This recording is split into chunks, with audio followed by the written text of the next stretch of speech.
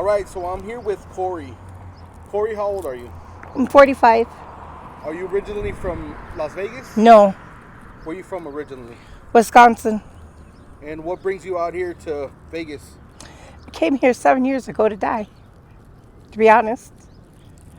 They said I had stage 4 cancer, and today I don't have any cancer.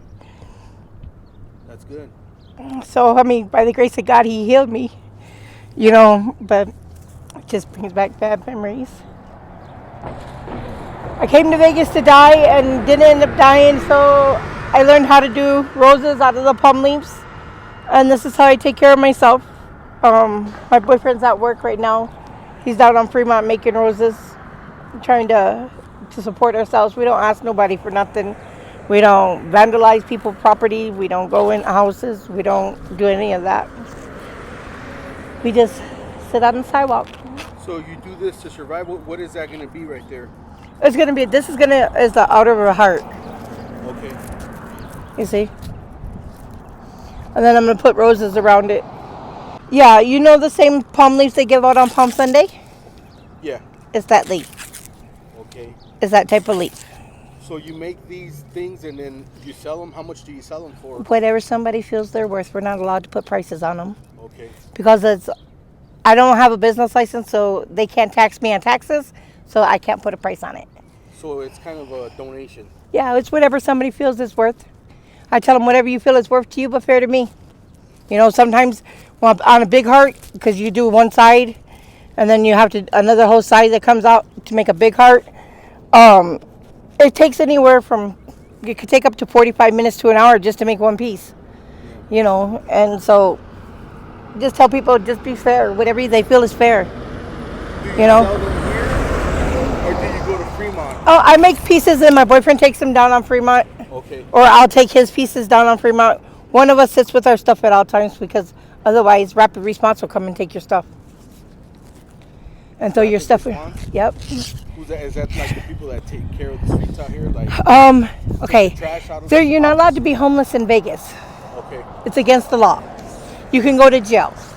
And by me sitting on this sidewalk, if the police wanted to take me to jail right now, they could. They could all by chance. They could say I'm impeding the sidewalk. I'm camping out on the sidewalk, and it's totally illegal here. They made it illegal to be homeless in Las Vegas. Because there's so many people vandalize people's buildings. They shit on people's houses and in alleys on the sidewalks, and it's just gross. You got to use the bathroom. Go to a casino. I do. Because that's just gross to use the bathroom outside. So how long have you been homeless out here? I just got back homeless. I lost my job a week before Christmas. And I just became homeless again. I was off the streets for over a year. I got a job, and they fired me over my First Amendment right. Okay. Which I didn't say it, but oh well. They said I told my boss he could kiss my ass, and they fired me on my day off, and I never said it.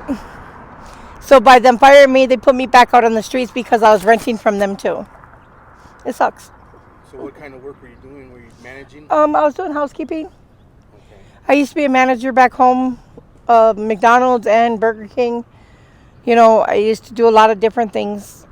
It's just now I'm just waiting on my birth certificate to come in the mail, and I can go get my ID here, and I'll be able to. I have a job lined up. I just got to get my ID, and that's the struggle that I've been having lately because I don't have an address to send it to. Do you plan to stay out here? No, I want to go home. My son's 18 now, and I want to see him. I miss my son. My dad stole him from me 7 years ago. Sorry. It's okay. And then I lost my mom 4 years ago, and it's like if your mom's alive and you can call her at any given time, call her, because it hurts like hell when they go and you don't get to say goodbye. I feel like I was robbed of my mom. My mom should still be alive. When she was living with me, my mom was healthy. She moved in with my sister. Within a year, she was dead. It sucks. Do you mind if I ask what she passed from? My mom died of cancer. Okay. Her father died of cancer. My uncle died of cancer. It's hereditary in my family, and I beat it. And I'm a survivor of 7 years. It'll be 7 years. Yeah, it's going on 8.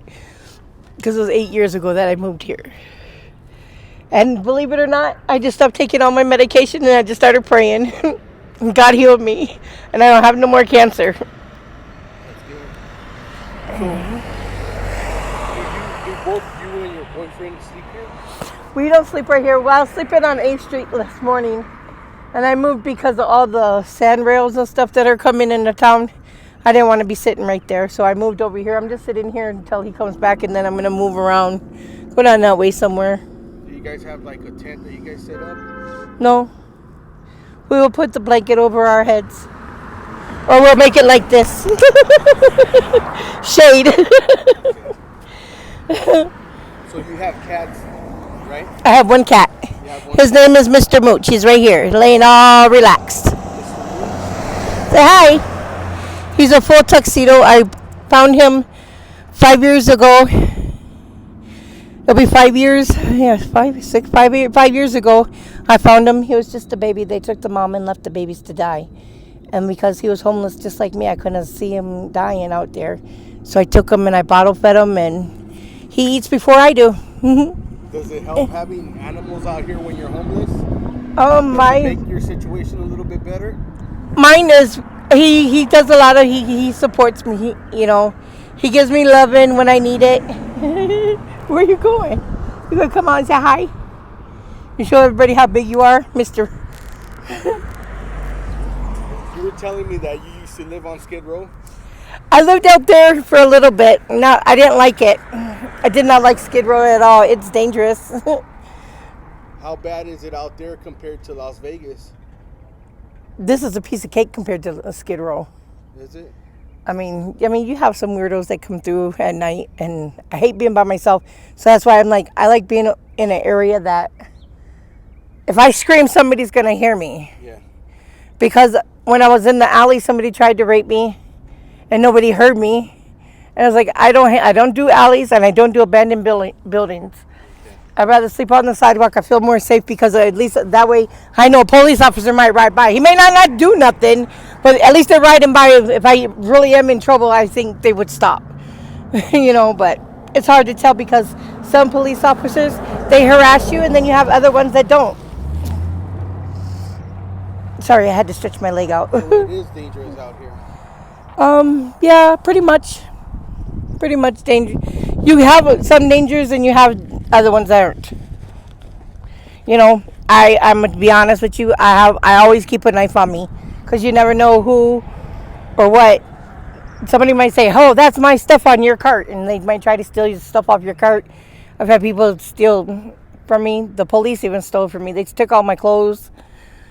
When I went back to work for one day, I'm trying to go and better ourselves and to get us back off the streets, and I come back and the police took all my stuff. And now I had no clothes, had to start all over again, and it sucks. Yeah, that's horrible. I tell people, you never know when your job is going to get taken from you. So always cherish what you have, even if you're indoors, or if you're staying even being able to stay in a motel room. Enjoy it and cherish it, because when you have to come out here to the streets and you have to depend on your own survival skills, it sucks. It's hard. There's some days we don't eat because we don't make no money, because there's so many people doing this now. Some days you get it, some days you don't. Down to Owens in Maine? Oh, hell no. That's like mini Skid Row. I don't go down there. I can't go to any of the shelters because they won't let me in with my cat. Okay. If they don't accept my cat, they don't accept me. He's like my child. I raised him since he was a baby. His eyes weren't even open when I found him. And they took the mom and left the babies to die. So, he's dependent on me. He's like my baby. If you know what I mean. If you ever had an animal, if you're an animal lover like I am, you just can't give them up. I don't care. That's like giving up your child and I didn't give up my child. My dad stole my child. My one and only son. And I'm hoping that one day he'll forgive me for moving to Vegas, but I couldn't stay in the same state and not see him. And I couldn't stay in the same state and have him watch me die, because I honestly believe that if I would have stayed in Wisconsin, I would be dead right now. I would have died of cancer. But I didn't stay there. I came here, and maybe it's the sun. Maybe the sun stopped me from having cancer. Who knows? If they say the sun causes cancer, it could have healed me. Maybe it's the Vegas air. I don't know. Maybe it's being higher up to Jesus, because I give him all my praise every day. Because if a robin could say thank you, so can I. All right. Well, Corie, thank you for sharing your story. I really do appreciate it. Are you okay with me putting this on my YouTube channel? I don't care.